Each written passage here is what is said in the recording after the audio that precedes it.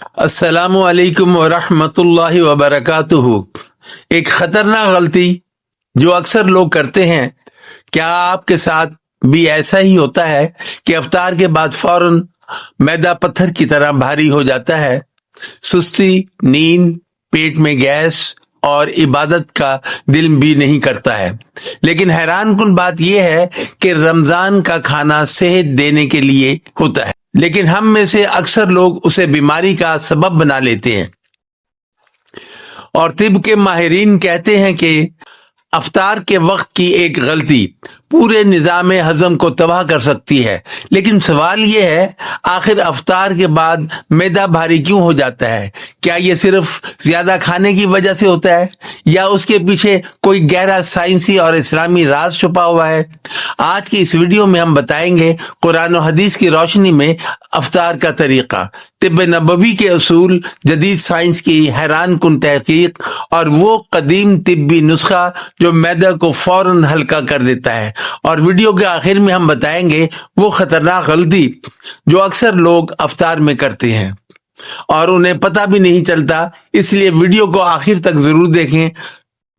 लाहौर के एक बुजुर्ग हकीम बताया करते थे, रमजान में एक शख्स रोजाना उनके पास आता था। वो कहता था, हकीम साहब, अफ्तार के बाद मेरा पेट ऐसे लगता है जैसे पत्थर भर गया हो। न नमाज पढ़ने का दिल करता है, ना इबादत की ताकत रहती है। हकीम साहब ने सिर्फ एक सवाल पूछा, अफ्तार कैसे करते हो? उसने जवाब दिया, पकौड़े, समोसे, ठंडा शरबत और फिर फौरन खाना। हकीम साहब मुस्कुराए और बोले, बेटा, तुमने अफ्तार नहीं की, तुमने अपने मैदे पर हमला किया है। और फिर उन्होंने एक ऐसा उसूल बताया जो तिब्ब नबवी, यूनानी तिब और जदीद साइंस सब मानते हैं।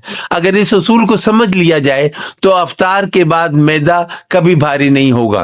कुरान करीम हमें इत्तेदाल का हुक्म देता है, खाओ और पियो लेकिन असराफ ना करो। ये आयत सिर्फ इबादत के बारे में नहीं बल्कि सेहत के उसूल भी बताती है। माहिरीन कहते हैं, अफ्तार में सबसे ज्यादा नुकसान ज्यादा खाने से नहीं बल्कि जल्दी खाने से होता है। रसूलुल्लाह सल्लल्लाहु अलैहि वसल्लम का तरीका अफ्तार बहुत सादा था। तिब्ब नबवी के माहिरीन कहते हैं, खजूर 3 फायदे देती है: फौरी तवानाई, मैदा को नरम करती है, निजाम हजम को फाल करती है। इसलिए अफ्तार का आगाज खजूर से बेहतरीन है। साइंस के मुताबिक रोजे के दौरान मैदा तकरीबन 12 से 14 घंटे आराम करता है। जब अचानक ज्यादा और भारी खाना खाया जाए तो मैदा पर बोझ पड़ जाता है। उसके नतीजे में गैस, बदहजमी, सुस्ती, मैदा भारी होना शुरू हो जाता है। इसलिए डॉक्टर अक्सर कहते हैं, अफ्तार में आहिस्ता आहिस्ता खाना चाहिए। मशहूर तिब्बी उसूल है, मैदा बीमारियों का घर है, यानी अगर मैदा खराब हो जाए तो पूरा जिस्म मुतासिर हो जाता है। यूनानी तिब के मुताबिक अफ्तार में 3 उसूल जरूरी हैं: हल्की चीज से आगाज, थोड़ा वक्फा, फिर मुकम्मल खाना।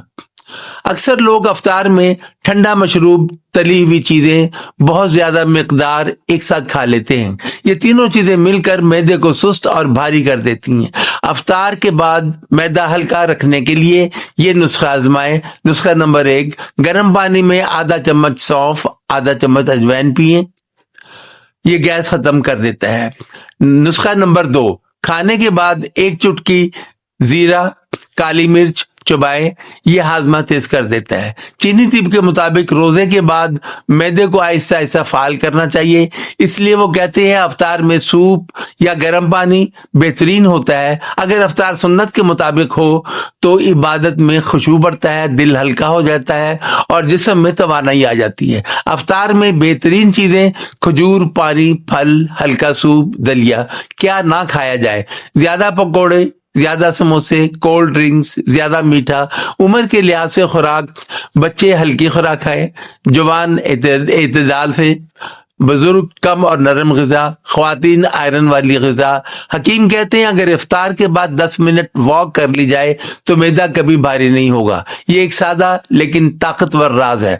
डॉक्टर वार्निंग, अगर इफ्तार के बाद बार बार सीने में जलन, शदीद गैस, दर्द हो तो डॉक्टर से रजू करें। याद रखें, रमजान सिर्फ भूखा रहने का नाम नहीं, ये सेहत और रूहानियत का महीना है। अगर हम सुन्नत के मुताबिक इफ्तार करें तो मैदा भी सेहतमंद رمضان اور عبادت بھی آسان ہو جاتی ہے۔ اگر آپ چاہتے ہیں رمضان میں صحت مند رہیں تو اس ویڈیو کو لائک کریں، شیئر کریں اور چینل کو سبسکرائب کریں، کیونکہ اس چینل پر ہم اسلام و صحت اور طب نبوی کے وہ راز بتاتے ہیں جو ہر مسلمان کو معلوم ہونے چاہیے۔ اور کمنٹ میں ضرور لکھیں الحمدللہ، تاکہ ہمیں پتہ چلے کہ آپ نے ویڈیو آخر تک دیکھی ہے۔